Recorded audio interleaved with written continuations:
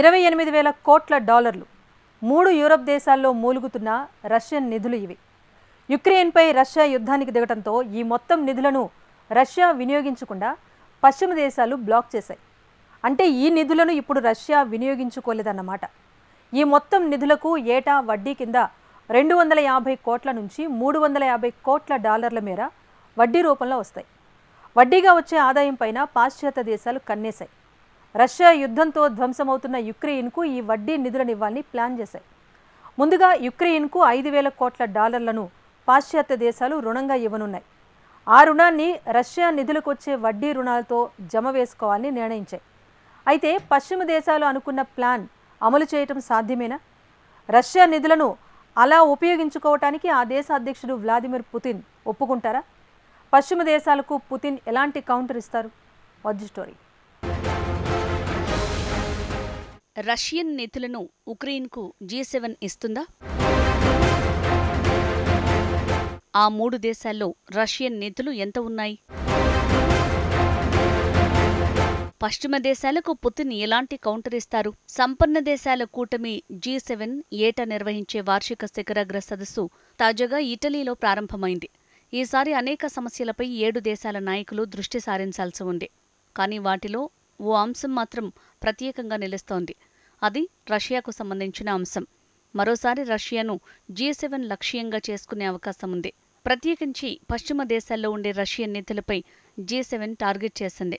Europe దేశాల్లోని Russian ఆస్తుల లాభాలను సాయం కింద ఉక్రెయిన్కు అందించాలని G7 దేశాలు భావిస్తున్నాయి. ఈ డీల్ ఇప్పటికే కుదిరినట్టు నివేదికలు చెప్తున్నాయి. చివరి నిమిషంలో కొన్ని వివరాలు మాత్రమే ఖరారు చేయనున్నట్టు తెలుస్తోంది. ఈ విషయమై G7 శిఖరాగ్ర సదస్సులో అమెరికా ప్రకటించే అవకాశం ఉంది. ఇదే విషయాన్ని అమెరికా జాతీయ భద్రతా మండలి ప్రతినిధి జాన్ కిర్బీ వెల్లడించారు. రష్యన్ ఆస్తుల లాభాలను వివిధ దశలుగా వర్గీకరించి ఉక్రెయిన్కు సాయంగా అందిస్తామని తెలిపారు. రష్యా సైన్యం సృష్టించిన విధ్వంసం నుంచి ఉక్రెయిన్ కోలుకునేందుకు ఈ నిధులు సాయపడతాయని కిర్బీ చెప్పారు. ఈ చర్య అత్యంత కీలక పరిణామంగా మారనుంది. ఇది అంతర్జాతీయ ఆర్థిక లావాదేవీల వ్యవస్థపై విస్తృత ప్రభావాన్ని చూపనుంది. బ్యాంకింగ్ వ్యవస్థపై ప్రపంచానికి ఉన్న విశ్వాసాన్ని G7 దేశాల చర్య దెబ్బతీస్తుంది. ఇది ఎలా ఉంటుందంటే, ఒక వ్యక్తి వెళ్లి కోట్ల విలువైన వస్తువులను కొనుగోలు చేస్తాడు. కానీ అతడు బిల్లు చెల్లించడు. అతని బిల్లును మీ బ్యాంక్ మీ క్రెడిట్ కార్డుపై చెల్లిస్తుంది. అది కూడా మీ అనుమతి లేకుండా చేస్తుంది. ఇప్పుడు పశ్చిమ దేశాలు కూడా అలానే వ్యవహరిస్తున్నాయి. అసలు పశ్చిమ దేశాల్లో ఉన్న రష్యన్ ఆస్తుల విలువ ఎంత? పాశ్చాత్య ఆర్థిక సంస్థల్లో మాస్కోకు మొత్తం 28,000 కోట్ల డాలర్ల ఆస్తులున్నాయి. మన కరెన్సీలో చెప్పాలంటే 23,38,000 కోట్ల రూపాయల పైమాటే. 2022 ఫిబ్రవరి 24న ఉక్రెయిన్పై రష్యా యుద్ధానికి దిగింది. దీనికి నిరసనగా పశ్చిమ దేశాల ప్రభుత్వాలు రష్యన్ ఆస్తులను స్తంభింపజేశాయి. రష్యన్ నిధులు ఎక్కువగా బెల్జియం, ఫ్రాన్స్, జర్మనీ దేశాల వద్దే ఉన్నాయి. ఈ నిధులన్నీ 3 దేశాల బ్యాంకుల్లో నగదు, సెక్యూరిటీ రూపంలో ఉన్నాయి. ఇప్పుడు ఈ నిధులను 3 దేశాలు స్తంభింపజేశాయి. అంటే రష్యా ఇప్పుడు తన సొంత నిధులను వినియోగించుకోలేదు. ఆ నిధులు మాత్రం బ్యాంకుల్లో అలాగే ఉంటాయి. ఆ నిధులకు పెద్ద మొత్తంలో వడ్డీ రూపంలో జమ అవుతాయి. ఈ వడ్డీ రూపంలో వచ్చే నిధులనే ఉక్రెయిన్కు సాయంగా అందించాలని అమెరికా ప్రతిపాదించింది. G7 దేశాలు 5,000 కోట్ల డాలర్ల రుణాన్ని ఉక్రెయిన్కు అందించాలని నిర్ణయించాయి. ఈ రుణాలను తిరిగి ఉక్రెయిన్ చెల్లించదు.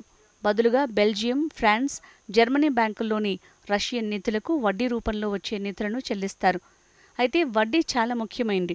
రష్యన్ ఆస్తులకు ఏటా 250 కోట్ల నుంచి 350 కోట్ల డాలర్ల మేర నిధులు జమవుతాయి. ఈ నిధులను ఉక్రెయిన్ రుణాల చెల్లింపులకు వినియోగించేందుకు పశ్చిమ దేశాలు ప్లాన్ వేశాయి. రష్యా ఆస్తులకు వచ్చే వడ్డీ నిధులను కీవ్కు ఇవ్వడాన్ని ఉక్రెయిన్ సంఘీభావ ప్యాకేజీగా యూరోపియన్ నాయకులు పేర్కొంటున్నారు. G7 శిఖరాగ్ర సదస్సులో కీలకమైన నేతలతో కలుస్తామని ఫ్రాన్స్ అధ్యక్షుడు ఇమాన్యుయల్ మాక్రాన్ తెలిపారు. 5,000 కోట్ల డాలర్ల ఉక్రెయిన్ సంఘీభావ ప్యాకేజీని G7 నాయకులు అంగీకరిస్తారని ఆశిస్తున్నట్టు మాక్రాన్ చెప్పారు. ఈ ప్లాన్తో పశ్చిమ దేశాలకు 3 ప్రయోజనాలున్నాయి. మొదటి ప్రయోజనం, ఉక్రెయిన్కు నిరంతరాయంగా నిధులను అందించే అవకాశం ఉంది. రెండో ప్రయోజనం, రష్యా లాభాలను కోల్పోనుంది. ఆ దేశ ముఖ్యమైన నిధులు అలాగే ఉండనున్నాయి. కానీ ఆ నిధులపై వచ్చే వడ్డీ ఆదాయాన్ని మాస్కో కోల్పోనుంది.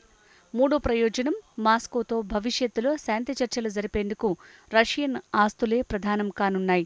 ఈ ప్లాన్ను పశ్చిమ దేశాలు అమలు చేస్తే రష్యా ఎలా రియాక్ట్ అవుతుంది? తమ ఆస్తులకు వడ్డీ రూపంలో వచ్చే నిధులను కీవ్కు పశ్చిమ దేశాలు మళ్లించకుండా మాస్కో అడ్డుకోగలదా? అయితే మనం ఒకసారి మార్చి నెలకు వెళ్లాల్సి ఉంటుంది. అప్పట్లో పశ్చిమ దేశాలపై దావా వేస్తామని రష్యా బెదిరింపులకు దిగింది. తమ ఆస్తులపై వచ్చే లాభాలను పశ్చిమ దేశాలు మళ్లిస్తే యూరోప్ని దెబ్బతీసేందుకు సాధ్యమయ్యే అన్ని రకాల న్యాయపరమైన విధానాలను అమలు చేస్తామని క్రెమ్లిన్ హెచ్చరించింది. యూరోపియన్ యూనియన్ లేదా మరెవరైనా రష్యా ఆస్తులపై దాడి చేస్తే చట్టబద్ధమైన అంతర్జాతీయ చట్టాలను ఉల్లంఘించినట్టుగా పరిగణిస్తామని రష్యా విదేశాంగ ప్రతినిధి మారియా జఖరోవా అప్పట్లో హెచ్చరించారు. కానీ EU మాత్రం పట్టించుకోవటం లేదు. అంటే చట్టపరమైన సమస్యలను యూరోపియన్ యూనియన్ ఎదుర్కొనే అవకాశం ఉంది. అయితే పుతిన్ మాత్రం మరో అడుగు ముందుకేస్తున్నారు. గత నెలలో రష్యా అధ్యక్షుడు ఓ బిల్లుపై సంతకం చేశాడు. ఇది రష్యాకు కొత్త అధికారాలను కట్టబెడుతుంది. ఒకవేళ మాస్కో కావాలనుకుంటే రష్యాలోని పశ్చిమ దేశాలు ఆస్తులను ఏవైనా సరే స్తంభింపజేస్తుంది. ఇందులో ఆస్తులు, రియల్ ఎస్టేట్, సెక్యూరిటీస్, పాశ్చాత్య కంపెనీలను, రష్యన్ కంపెనీల్లో వాటాలను కూడా స్తంభింపజేసే అవకాశం ఉంది. అంటే విదేశాలకు సంబంధించినవి ఏవైనా సరే రష్యా వాటిని స్తంభింపజేయగలదు, లేదంటే స్వాధీనం చేసుకుంటుంది. ఇప్పటికే కొన్ని ఆస్తులను గుర్తించినట్టు మాస్కో చెప్తోంది. రష్యాలో పశ్చిమ దేశాల ఆస్తుల విలువ 29,000 కోట్ల డాలర్లుగా మాస్కో తెలిపింది. సో G7 తన ప్రణాళికను ముందుకు తీసుకువెళ్తే రష్యా కూడా కౌంటర్కు రెడీ అయిందన్నమాట. ఈ ఆస్తులను స్తంభింపజేయటం అనే యుద్ధం తీవ్రతరం అవుతోంది.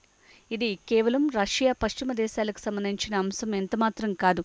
ఈ యుద్ధం మిగిలిన ప్రపంచానికి కూడా ఇబ్బందికర సంకేతాలను పంపుతోంది. వివిధ దేశాలకు ప్రపంచ దేశాల్లో ఉండే సార్వభౌమాధికార ఆస్తులు ఇప్పుడు ఆయుధంగా మారుతున్నాయి. ఇది ఇప్పటికే ఊహించని పరిణామాలకు దారితీస్తోంది. ప్రపంచవ్యాప్తంగా సెంట్రల్ బ్యాంకులు భయాందోళనకు గురవుతున్నాయి. పశ్చిమ దేశాల దాడికి ఇవాళ రష్యా ఆస్తులు టార్గెట్ అయ్యాయి. రేపు తమ ఆస్తులను కూడా టార్గెట్ చేయవని నమ్మకమేంటి అంటూ ఆయా దేశాలు ఆందోళన చెందుతున్నాయి. ఈ నేపథ్యంలో పలు దేశాలు బంగారం నిల్వలను పెంచుకుంటున్నాయి. ఆ బంగారాన్ని కూడా స్వదేశంలో ఉంచుకునేందుకే చాలా దేశాలు ఇష్టపడుతున్నాయి. 2020లో 50% ప్రపంచ బ్యాంకులు మాత్రమే తమ బంగారాన్ని స్వదేశంలో నిల్వ చేసుకున్నాయి. 2023లో ఈ బ్యాంకుల సంఖ్య 68% పెరిగింది. స్వదేశంలోనే బంగారం నిల్వలు చేసుకునే దేశాల సంఖ్య పెరుగుతోంది. 2028 నాటికి 74% సెంట్రల్ బ్యాంకులు బంగారం నిల్వలను స్వదేశానికి తరలించే అవకాశం ఉందన్న అంచనాలు వెలువడుతున్నాయి. ఇటీవల reserve bank of India RBI కూడా యునైటెడ్ కింగ్డమ్లో ఉంచిన బంగారంలో 100 టన్నులను భారత్కు తరలించింది. నిజానికి ఇది అత్యంత అరుదైన చర్య. 1991 నుంచి RBI ఈ బంగారాన్ని స్వదేశానికి తరలించాలన్న ఆలోచన చేయలేదు. అయితే RBI వద్ద ఎంత బంగారం ఉంది అంటే మొత్తం 822 టన్నుల బంగారం ఉన్నట్టు నివేదికలు చెప్తున్నాయి. ఇందులో కొంత భాగం విదేశాల్లో ఉంది, సగం మాత్రమే భారత్లో ఉంది. అయితే భారత్ ఉన్నట్టుండి 100 టన్నుల బంగారాన్ని స్వదేశానికి తరలించింది. అంటే దేశంలో బంగారం నిల్వ చేసుకునేందుకు అవసరమైన భద్రత, స్థలం తమ వద్ద ఉన్నదని RBI తెలిపింది. ఆ స్థలాన్ని ఉపయోగించుకోవాలని నిర్ణయించింది. నిజానికి పశ్చిమ దేశాలు రష్యా మధ్య భౌగోళిక రాజకీయ ఉద్రిక్తతలను ఏమాత్రం RBI ప్రస్తావించలేదు. అయితే తాజా ఉద్రిక్తతలు ప్రపంచవ్యాప్తంగా సెంట్రల్ బ్యాంకుల నిర్ణయాలను ప్రభావితం చేస్తాయనటంలో ఎలాంటి సందేహం లేదు. తాజా పరిణామాలతో అంతర్జాతీయ బ్యాంకింగ్ వ్యవస్థపై విశ్వాసం ఆయా సెంట్రల్ బ్యాంకుల్లో సన్నగిల్లుతోంది. G7 రష్యన్ నిధులను ఉక్రెయిన్కు బదిలీ చేయటంలో విజయం సాధించొచ్చు. కానీ దానికి పశ్చిమ దేశాలు భారీ మూల్యాన్ని చెల్లించాల్సి ఉంటుంది.